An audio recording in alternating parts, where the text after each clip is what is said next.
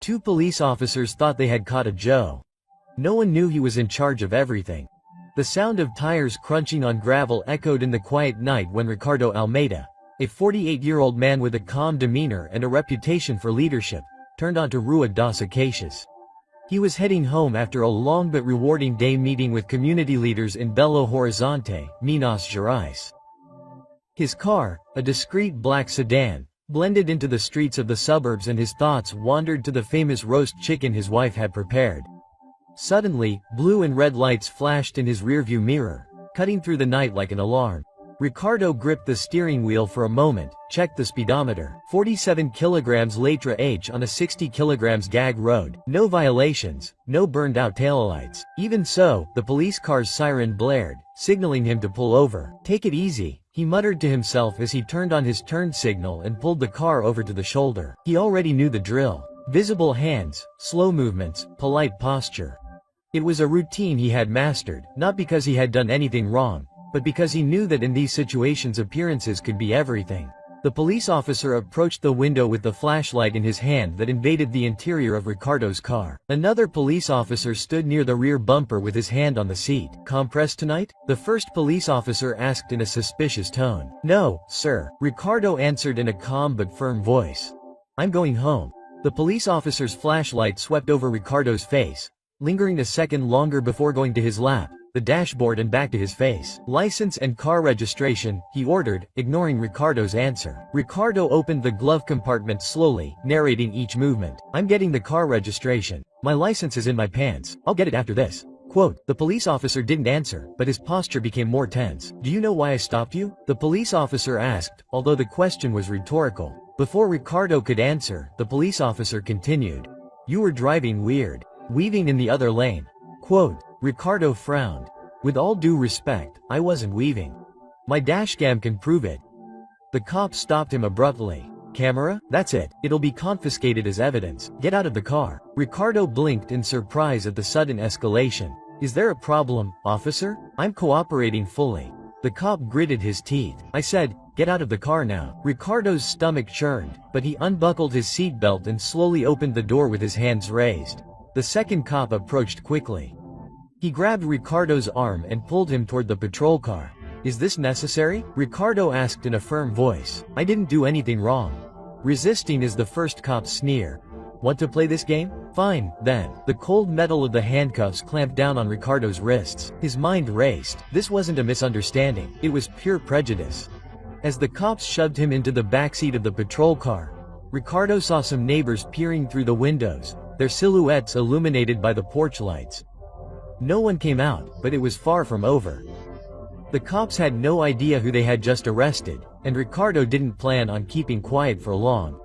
The police car rattled as it rolled down the street. Ricardo sat stiffly in the backseat, staring out the window, watching familiar sights speed past, but his mind wasn't on the scenery.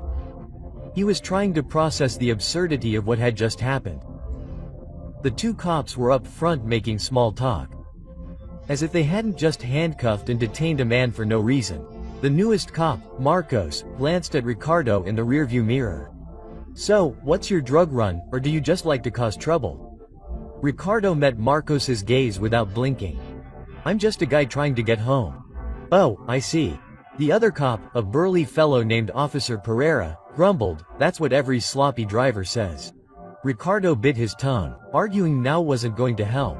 He took a deep breath, mentally going over his options. He knew his rights and knew the chances of the law favoring him at this point were slim. When they reached the station, the fluorescent lights cast a harsh light over the waiting area. Marcos removed Ricardo's handcuffs with an almost humming flourish. "Welcome to our humble abode. Are you going to stay here for a while? What have I been accused of?" Ricardo asked calmly, rubbing his wrists. Pereira smiled. Quote, "We'll let you know when we're done."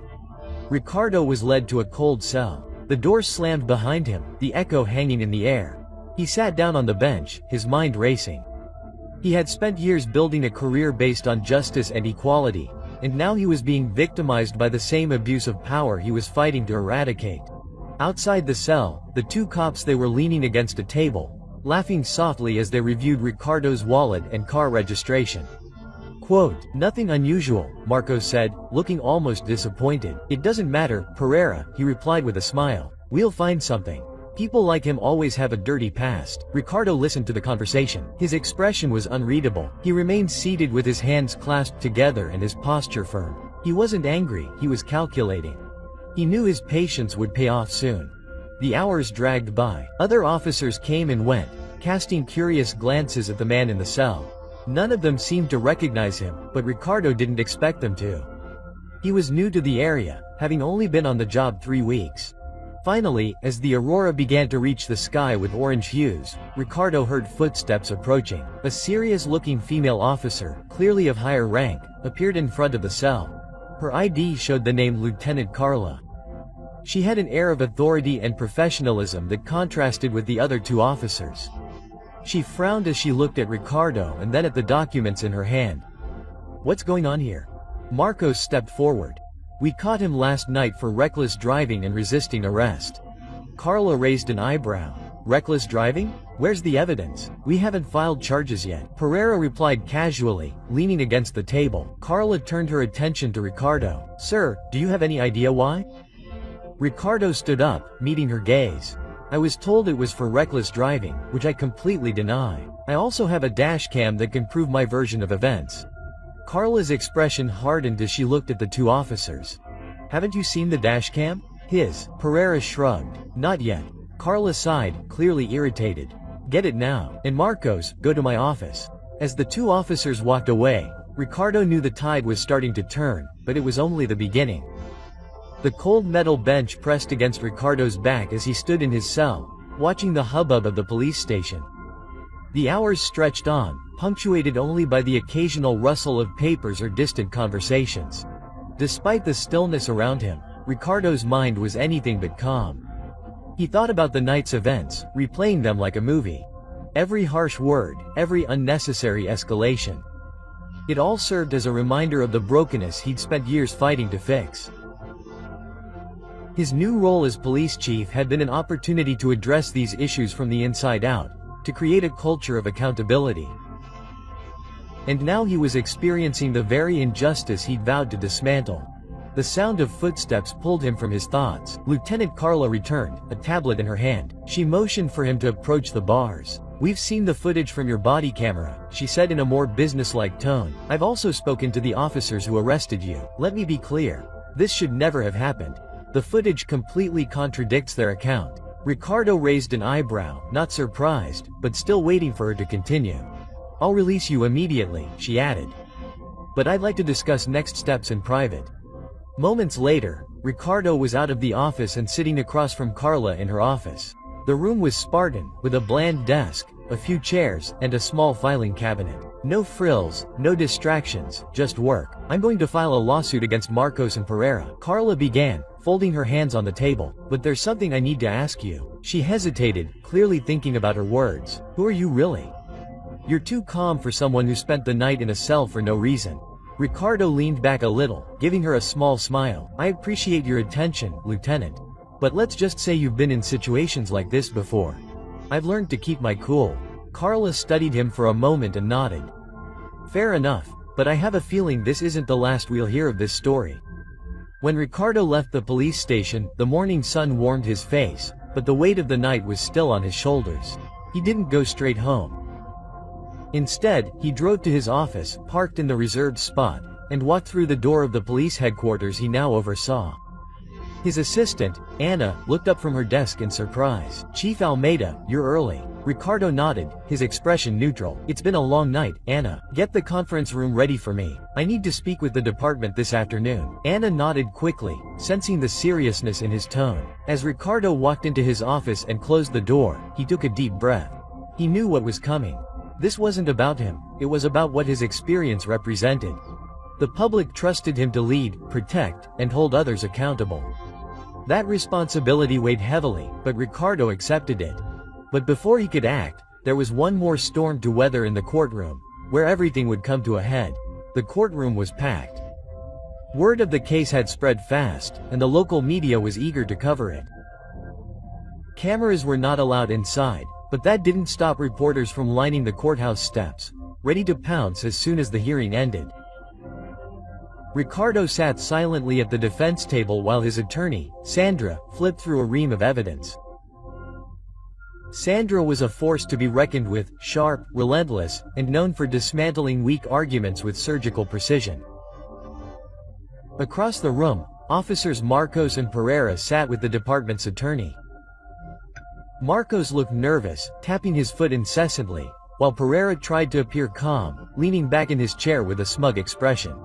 The judge, an older man with a straightforward demeanor, entered the room and called the session to order. "We are here today to address the charges against Mr. Ricardo Almeida. Prosecution, you may begin." The prosecutor, a young and somewhat hesitant attorney, stood and began presenting the case as it had been reported on the night in question. The defendant had been seen driving recklessly, weaving in and out of the other lane. When stopped by officers Marcos and Pereira, he was uncooperative and resisted arrest. Sandra could barely contain a smile. She leaned toward Ricardo and whispered, "They're falling into our trap." When it was her turn, Sandra stood up confidently, her voice carrying the courtroom. "Your Honor, the charges against my client are not only baseless, but also a direct result of racial bias and abuse of power. To prove this, I would like to present video evidence that directly contradicts the office's statements." The judge nodded. "You may begin." Sandra gestured to the bailiff, who dimmed his lights and began playing the dashcam footage. The courtroom fell silent as the video showed Ricardo driving steadily within his lane. The speedometer read 477 km/h. The police cruiser was visible in the rearview mirror, flashing its lights for no apparent reason. Then came the body cam footage. The courtroom watched as the officers approached Ricardo's car. The aggressive tone was evident from the start. The footage revealed Marcos muttering under his breath.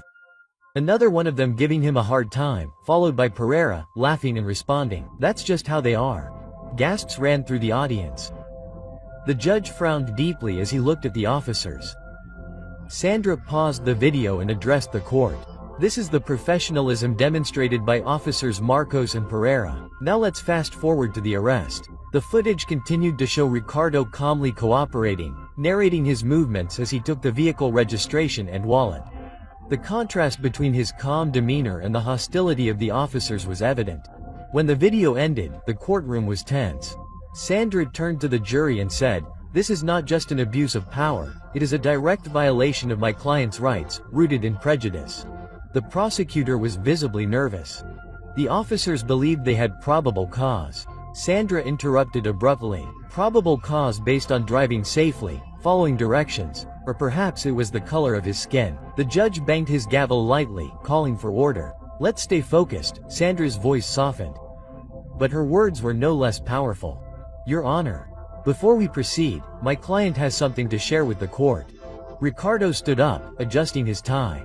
He looked around the room, making eye contact with the officers before addressing the judge. "My name is Ricardo Almeida," he said in a calm but firm voice. Quote, "I am the chief of police of this city. I was appointed 3 weeks ago to lead this department and address the very problems you have seen here today. I chose not to reveal my title before, because I wanted the truth to come out on its own, without interference. And now it has." The room erupted in murmurs. Marcos's face paled as Pereira's arrogance evaporated in an instant. The judge banged his gavel several times, demanding silence. Ricardo continued, "This is not about me, it is about a system that allows officers like Marcos and Pereira to operate without being held accountable. That ends now." But this moment was not just a revelation, it was a reckoning, one that would reverberate far beyond the walls of the courtroom. The courtroom vibrated with tension as Ricardo took his seat. His last words hung in the air like thunder. Marcos and Pereira froze, their expressions a mixture of shock and fear. The judge called a brief recess, giving everyone time to absorb what had just happened. When he returned, the tone had changed completely. The prosecution offered no further arguments, and the judge dismissed the charges against Ricardo outright, but that was just the beginning. As Ricardo left the courtroom, reporters surrounded him, cameras flashing and microphones moving forward. "Chief Almeida, do you have any statement on the case?" one of them shouted. Ricardo raised his hand for silence. The crowd quieted, eager for his answer. "This case is not about me," He began in a firm, resolute voice. It's about accountability. It's about ensuring that all people, no matter who they are treated with the respect and dignity they deserve. As police chief, I am committed to building a department that values integrity and equality. And as a citizen, I will continue to fight for justice. The media hype continued, but Ricardo didn't linger. He had more important matters to attend to. The outcome of the case was swift. Marcos and Pereira were immediately suspended while an internal investigation was conducted. Public outrage grew. As the footage was released to the press, sparking protests and calls for reform, community leaders rallied, demanding greater transparency and better training for the department's officers. Ricardo's leadership took on new meaning. He called an emergency meeting, gathering officers at the police station. Standing at the front of the room, he addressed them with unwavering conviction. "What happened to me last night was not an isolated incident," Ricardo said, looking out over the room. "It was a symptom of a larger problem, and as long as I'm chief, I will not tolerate it. We're here to serve and protect, not to harass and intimidate. If you can't uphold those values, this is not the place for you." The room fell silent. His words cut through any doubts about his intentions. Over the next few weeks, Ricardo implemented sweeping changes.